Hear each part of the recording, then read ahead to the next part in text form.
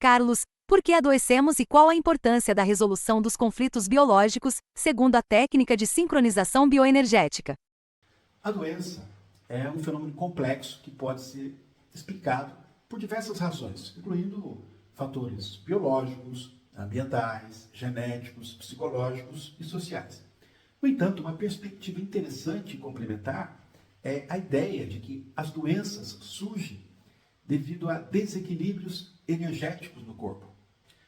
Frequentemente, elas são causadas por traumas emocionais ou físicos não resolvidos. Dentre as principais razões, a gente pode citar que as doenças surgem devido a desequilíbrios energéticos no corpo, que podem ser causados por traumas emocionais ou físicos não resolvidos, ok? Acredita-se que esses desequilíbrios, eles interferem na capacidade natural do corpo de se autorreparar, levando aí ao surgimento de sintomas físicos e emocionais. As doenças, elas têm um significado biológico e elas são parte de um processo natural de autorreparação do corpo, constituindo aí em respostas a eventos emocionais traumáticos e específicos. Estes eventos, eles são processados pelo cérebro e se manifestam no corpo como sintomas físicos. Portanto, experiências vividas e traumas emocionais podem sim influenciar a maneira como uma pessoa vive e percebe a si mesma e ao seu mundo.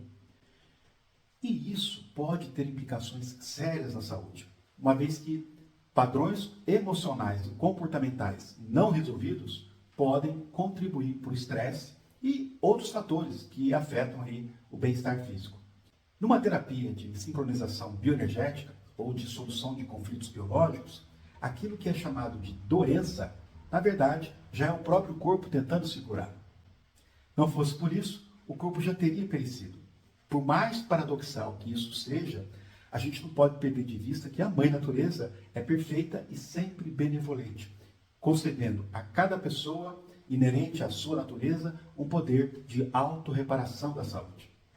A questão é que esse poder está adormecido no indivíduo, já que durante toda a sua vida ele foi educado de uma forma que dependia do outro para ele se curar. Então, existem alguns princípios a serem observados e reconhecidos. E um deles é o fato de que nenhum sintoma é maligno, mas sim uma resposta natural do corpo decorrente de um conflito biológico. Mas, Carlos, o que é um conflito biológico? Veja, um conflito biológico é um evento emocionalmente dramático e inesperado que é vivenciado de maneira isolada pelo indivíduo, ou seja, a pessoa se sente profundamente afetada e sozinha com esse problema. Esse evento chocante, ele ativa uma resposta biológica específica que tem o propósito de adaptar o organismo à nova situação estressante. E isso tende a deixar marcas tanto na psique do indivíduo quanto no seu cérebro, no seu corpo.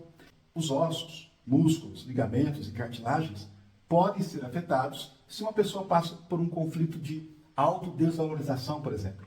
Seja no sentido de não conseguir fazer o que quer ou de ser obrigada a fazer aquilo que ela não quer. A partir do momento do choque, daquele trauma, o indivíduo ele entra em um estado de estresse psicológico e fisiológico.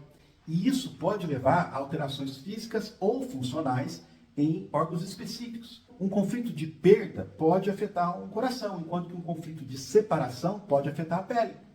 Tudo vai depender do quê? Da natureza do conflito e como a pessoa responde a ele.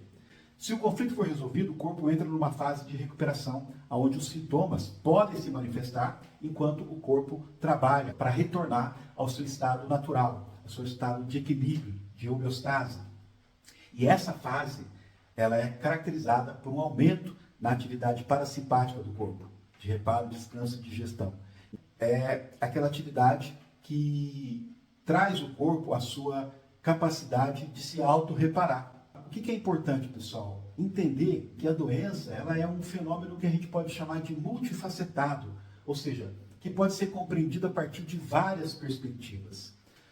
Eu sei que, tradicionalmente, a medicina ocidental ela foca em fatores biológicos, ambientais, genéticos, psicológicos e sociais para explicar a origem e o desenvolvimento das doenças. No entanto, Uma visão complementar interessante é a ideia de que as doenças podem surgir devido a desequilíbrios energéticos do corpo, frequentemente causado por traumas emocionais ou físicos não resolvidos.